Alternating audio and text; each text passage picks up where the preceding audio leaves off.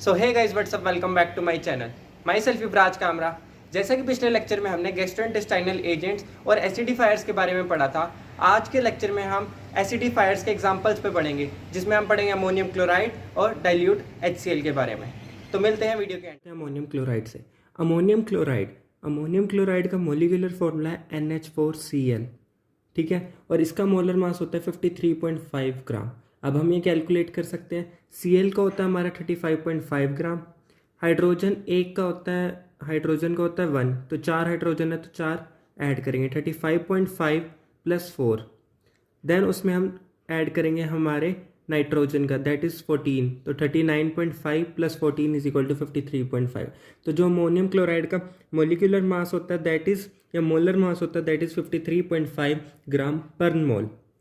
अब आगे जो हम साइनोनियम्स देखने जा रहे हैं अमोनियम क्लोराइड के, मतलब कि अमोनियम क्लोराइड को और किस किस नाम से जाना जाता है। सबसे पहला नाम है साल अमोनियाक, देन आता है सैल्मियक, निशादिर साल अरमैग्नेक और साल अमोनियक। उसके बाद जो इम्पोर्टेंट पॉइंट आता है दैट इज़ उसकी कॉम्पोजिशन। तो it contains not less than 99.5% of dried ammonium chloride. 99.5% dried ammonium chloride से कम नहीं पाया जाता, मतलब इसकी प्योरिटी, अगर इसका हमारे पास कंपाउंड है तो उसमें 99.5% अमोनियम क्लोराइड पाया जाएगा। उसके बाद प्रॉपर्टीज़ की बात करते हैं तो वाइट सॉलिड कलर का होता है, हाइग्रोस्कोपिक पाउडर होता है, मतलब मॉइस्चर को कैरी कर सकता है ईजिली, ओडोरलेस होता है, कोई स्मेल नहीं होती, विथ कूल सलाइन टेस्ट, खाने में जो है ठंडा और नमकीन टेस्ट होता है। इसकी डेंसिटी दी हुई है 1.5 to 74 ग्राम पर सेंटीमीटर क्यूब, और ये जो है मेल्ट होता है 338 डिग्री सेल्सियस पे, जिसमें ये क्या होता है डिकम्पोज हो जाता है और सबलाइम हो जाता है। नेक्स्ट प्रॉपर्टी है कि भी ये वाटर के अंदर हमारा ईजिली सोल्यूबल होता है, और साथ ही साथ ग्लिसरॉल में भी, जबकि ये जो है अल्कोहल के अंदर स्पेरिंगली सोल्यूबल है। अब हमने अमोनियम क्लोराइड में बेसिकली उसका मोलिकुलर फॉर्मूला सबसे पहले पढ़ा था, फिर मोलर मास देखा था, देन उसके बाद हमने उसकी प्रॉपर्टीज़ देखी। अब हम जो उसकी प्रिपरेशन देख रहे हैं कि भी हम उसको किस किस तरीके से प्रिपेयर कर सकते हैं। तो शुरुआत में सबसे पहले हम पढ़ने जा रहे हैं सॉल्वे प्रोसेस में हम बेसिकली क्या करते हैं, अमोनिया लेते हैं, अमोनिया के अंदर जो है अमोनिया की सोडियम क्लोराइड के साथ रिएक्शन कराते हैं in the presence of water and CO2, तो हमारे पास प्रोडक्ट बनता है अमोनियम क्लोराइड साथ में सोडियम कार्बोनेट। साथ ही साथ अगर हमें इसे कमर्शियली प्रिपेयर करना है NH4Cl को, तो वो जो हम NH3 को न्यूट्रलाइजेशन रिएक्शन करवाते हैं HCl के साथ। अब वो HCl जो है गैसेस फॉर्म में भी ले सकते हैं या फिर हम उसका वाटरी सोल्यूशन भी ले सकते हैं। तो बेसिकली होएगा क्या, अमोनिया NH3 और HCl आपस में रिएक्ट करेंगे और बनाएंगे NH4Cl। बेसिकली न्यूट्रलाइजेशन हो रही है, एसिड बेस रिएक्शन है। न्यूट्रलाइजेशन के बाद क्या होता है, जितना भी सोल्यूशन बनता है ना वो इवेपोरेट हो जाता है ताकि ड्राइनेस हो सके, जब तक ड्राइनेस नहीं हो सकती। और जो प्योर्ड प्रोडक्ट होता है उसे हम रिक्रिस्टलाइज करते हैं और प्योरीफाई करते हैं सब्लिमेशन के प्रोसीजर से। तो अब हमने अमोनियम क्लोराइड की प्रिपरेशन भी पढ़ ली। अब उसके बाद हम आगे पढ़ने जा रहे हैं हमारी रिएक्शंस। अमोनियम क्लोराइड की क्या क्या रिएक्शंस हो सकती हैं। तो बेसिकली अमोनियम क्लोराइड जो है appears to sublime upon heating. जब हम इसे हीट करते हैं तो ये सब्लाइम हो जाता है, मतलब इवेपोरेट सब्लिमेशन हो जाता है। बट एक्चुअली मतलब दिखता ऐसे है कि भी उसका सब्लिमेशन हो गया, लेकिन एक्चुअली में वो डिकम्पोज हो जाता है किसमें, अमोनिया और हाइड्रोजन क्लोराइड में। तो जैसे पहले हमने प्रिपरेशन करते हुए अमोनिया और HCl की रिएक्शन कराई थी, न्यूट्रलाइजेशन रिएक्शन, और अमोनियम क्लोराइड बनाया था, वैसे इसकी रिएक्शन ये प्रॉपर्टी है कि भी जब हम इसको हीट करते हैं तो ये जो है डिकम्पोज हो जाता है अमोनिया और HCl में, और दिखता कैसे है कि भी जैसे इसका सब्लिमेशन हो रहा है, बट एक्चुअल में ये हमारा डिकम्पोज हो जाता है। उसके बाद अमोनियम क्लोराइड जो है रिएक्ट करता है स्ट्रॉन्ग बेस के साथ, जैसे NaOH हो गया तो अमोनियम गैस रिलीज करता है NH4Cl, और ये NaOH हमारा स्ट्रॉन्ग बेस हो गया। जब हमने इसको इसके साथ रिएक्ट कराया तो इसने अमोनिया प्रोड्यूस किया, साथ ही साथ NaCl की फॉर्मेशन की और वाटर भी रिलीज हुआ। एक और रिएक्शन है that is similarly ammonium chloride also reacts with alkali metal, ठीक है। हमने अल्कली मेटल के कार्बोनेट्स के साथ भी हमारा अमोनियम क्लोराइड रिएक्ट करता है, और क्या करता है एलिवेटेड टेम्परेचर्स पे, और हमें देता क्या, अमोनिया देता है और अल्कली मेटल क्लोराइड्स। जैसे NH4Cl हो गया हमारा अमोनियम क्लोराइड, उसकी हमने रिएक्शन कराई Na2CO3, that is are alkali metal carbonate. CO3 अगर किसी भी कंपाउंड के साथ जुड़ा हुआ है तो वो कार्बोनेट बन जाता है, और Na जो हमारा अल्कली मेटल है, ग्रुप 1 के मेटल है, तो Na2CO3 is are alkali metal carbonate. जब हम अल्कली मेटल कार्बोनेट और अमोनियम क्लोराइड की रिएक्शन कराते हैं तो हमारे पास NaCl मिल जाता है, साथ ही साथ कार्बन डाइऑक्साइड, वाटर और अमोनिया भी मिल जाता है। और यही अगर इस रिएक्शन को हम उल्टे तरीके से लिखें तो इसकी प्रिपरेशन में भी हमने ये पढ़ा था, दैट इज सोल्वे प्रोसेस। अब उसके बाद जो हमारे सिलेबस में इसका एसे भी रिक्वायर्ड है, तो एसे में हम देखते हैं क्या है। एसे में शुरुआत है कि भी 1 ग्राम NH4Cl को जो है हम पहले 20 ml पानी के अंदर मिलाएंगे, ठीक है, डिजोल्व करेंगे 20 ml पानी के अंदर 1 ग्राम NH4Cl को, अमोनियम क्लोराइड को।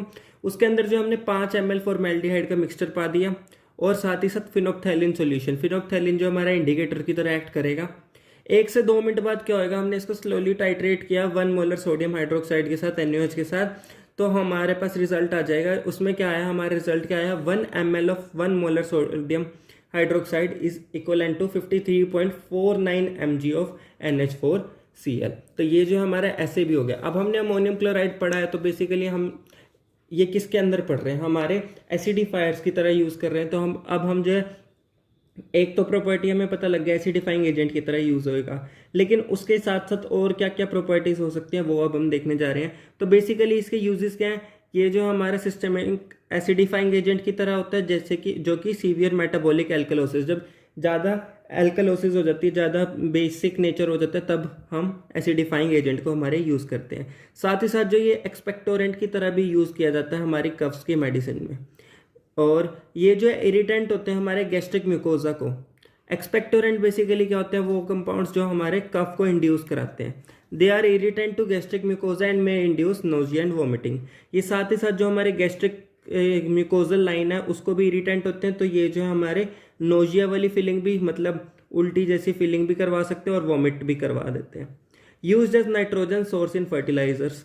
अब जो हमारे पेस्ट खेतों में फर्टिलाइजर्स यूज होते हैं उसमें जो है नाइट्रोजन सोर्स की तरह भी यूज किया जाता है।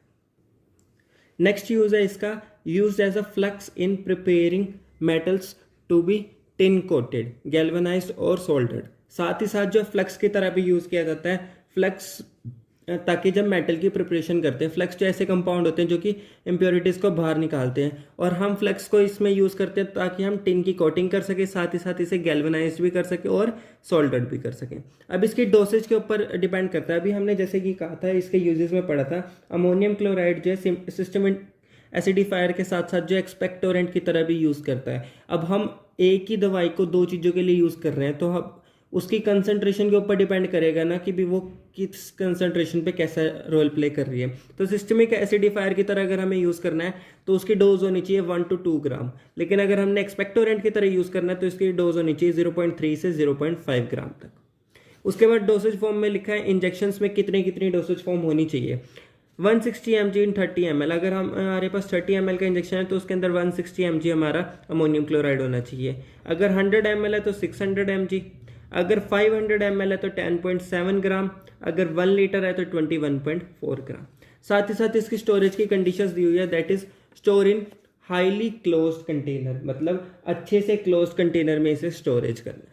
अब हमने अमोनियम क्लोराइड पढ़ लिया। एक और हमारे पास कंपाउंड है हमारे एसिडिफाइंग एजेंट्स में, that is dilute hydrochloric acid. तो इसका मोलिकुलर फॉर्मूला क्या होता है, हमारा मोलिकुलर फॉर्मूला होता है इसका HCl, ठीक है। इसका मोलर मास जिसे हम कहते हैं molecular mass, that is 36.5 gram. H का होता है 1, क्लोराइड का होता है 35.5, तो मिलके हो गया 36.5 ग्राम पर मोल। साइनोनियम की बात होगी, म्यूरिएटिक एसिड भी, मतलब इसको म्यूरिएटिक एसिड भी कहते हैं, साथ ही साथ स्पिरिट्स ऑफ सॉल्ट भी कहते हैं। हाइड्रोनियम क्लोराइड भी यूज किया जाता है और क्लोरोहाइड्रिक एसिड भी इसके लिए यूज किया जाता है नाम। अब जो इसकी कॉम्पोजिशन है, that is not less than 9.5% and not more than 10.5% weight by weight of HCl।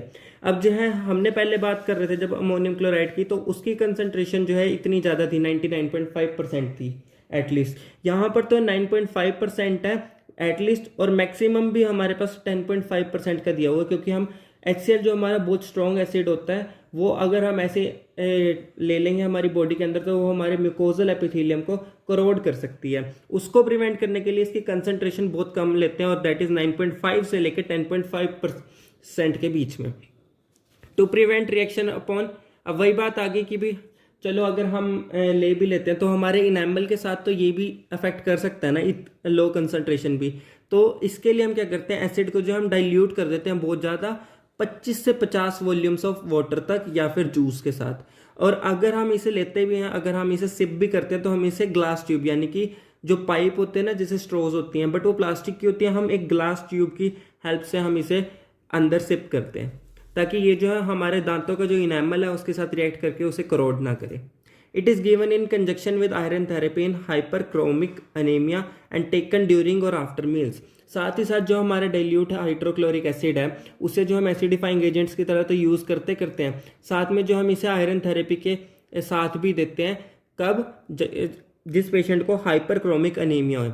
Hyperchromic anaemia क्या होता है, जिसके अंदर जो है ना HB का अमाउंट बढ़ जाता है। हमारे आरबीसीज जो है HB को कैरी करते हैं, तो एक आरबीसी के अंदर जो है HB का अमाउंट तो बढ़ गया, लेकिन पूरी बॉडी में नंबर ऑफ आरबीसीज कम हो गए। तो क्या होता है, anaemia with increase of HB in individual RBC. अगर एक आरबीसी है उसके अंदर तो उसकी अमाउंट HB की अमाउंट बढ़ गई, लेकिन क्या हुआ, लेकिन जो नंबर ऑफ आरबीसीज है ना बॉडी में उनका रिडक्शन हो गया। उसके बाद जो हम प्रॉपर्टीज की बात करते हैं, तो प्रॉपर्टीज में आ गया इसका कि भी कलरलेस लिक्विड होता है, ठीक है, ट्रांसपेरेंट कलर का, यानी कि ओडोरलेस होता है, कोई भी स्मेल नहीं होती। साथ ही साथ स्ट्रांगली एसिडिक होएगा लिटमस पे। लिटमस के लिए स्ट्रांगली एसिडिक होएगा, यानी कि हमारा, क्योंकि ये जो है एक स्ट्रॉन्ग एसिड है तो वो लिटमस पेपर पे भी एसिडिक शो करेगा। साथ ही साथ इसकी स्पेसिफिक ग्रेविटी दी हुई है, दैट इज 1.04 से लेके 1.05 तक। प्रिपरेशन की बात करें तो 274 ग्राम HCl को जो हम 726 ग्राम प्योरीफाइड वाटर के साथ मिक्स कर दे तो हमारा डाइल्यूट हाइड्रोक्लोरिक एसिड बन जाएगा। उसके बाद हम रिएक्शंस की बात करते हैं, तो रिएक्शंस में जो हमारे पास हाइड्रोक्लोरिक एसिड को जो हम prepare by treating HCl with water, वोवला हाइड्रोक्लोरिक एसिड जिसे हमने जो है HCl और वाटर को मिक्स करके लिया है, इस सोल्ट ऑफ हाइड्रोनियम आयन। अब वो जो है हमारे हाइड्रोनियम आयन का सोल्ट है, that is H3O positive and chloride. तो HCl के अंदर जब हम पानी मिलाते हैं तो वो H3O positive plus Cl negative, मतलब हाइड्रोनियम आयन जो है रिलीज करता है। तो hydrochloric acid can therefore be used to prepare salts called chlorides. अब ये जो हमारे हाइड्रोनियम आयन्स रिलीज कर रहे हैं तो हम जो इसे सॉल्ट्स बनाने में भी यूज कर सकते हैं, ठीक है, क्योंकि ये जो एक स्ट्रॉन्ग एसिड है और ये जो है कंप्लीटली डिसोशिएट कर देता है पानी में, तो ये जो है हमारे क्लोराइड सॉल्ट्स भी बनाता है। उसके बाद इसके एसे की बात आ गई, तो एसे में हमने क्या किया, 2 ग्राम हमने वे किया 30 ml डिस्टिल्ड वाटर के साथ मिक्स किया और इसे टाइट्रेट किया 1 नॉर्मल NaOH के साथ, जिसमें हमने मिथाइल रेड को जो है इंडिकेटर की तरह यूज किया। तो जो हमारे पास रिजल्ट आया है, each ml of 1 normal NaOH is equal to 0.03646 gram of HCl। उसके बाद इसके यूजेस आ गए, तो ये सिर्फ एसिडिफायर की तरह यूज किया जाता है। अब इसकी डोज आ गई, तो 0.6 से लेके 8 ml तक करते हैं, वेल डाइल्यूटेड विद वाटर और फ्रूट जूस। जब भी हम इसका कंजप्शन करेंगे तो हम इसे बहुत अच्छे से डाइल्यूट करेंगे वाटर और फ्रूट जूस के साथ। It should be taken through drinking straw. अब यही बात फिर से आगे कि भी अगर हमें इसे कंज्यूम करना है तो हमें इसे ड्रिंकिंग स्ट्रॉ की हेल्प से करना है, ताकि ये जो हमारे इनेमल है दांतों के उसके साथ रिएक्ट करके उसे करोड ना कर दे। स्टोरेज आ गई इसकी, वेल क्लोज कंटेनर होना चाहिए और उसका टेम्परेचर जो 30 डिग्री सेल्सियस से लो होना। वीडियो अगर अच्छी लगी हो तो इसे लाइक करना, अपने बैचमेट्स के साथ शेयर करना, और कोई भी डाउट हो तो उसे कमेंट बॉक्स में पूछना। इस लेक्चर के नोट्स की PDF का लिंक डिस्क्रिप्शन बॉक्स में दिया है, और हाँ, सब्सक्राइब करना मत भूलना।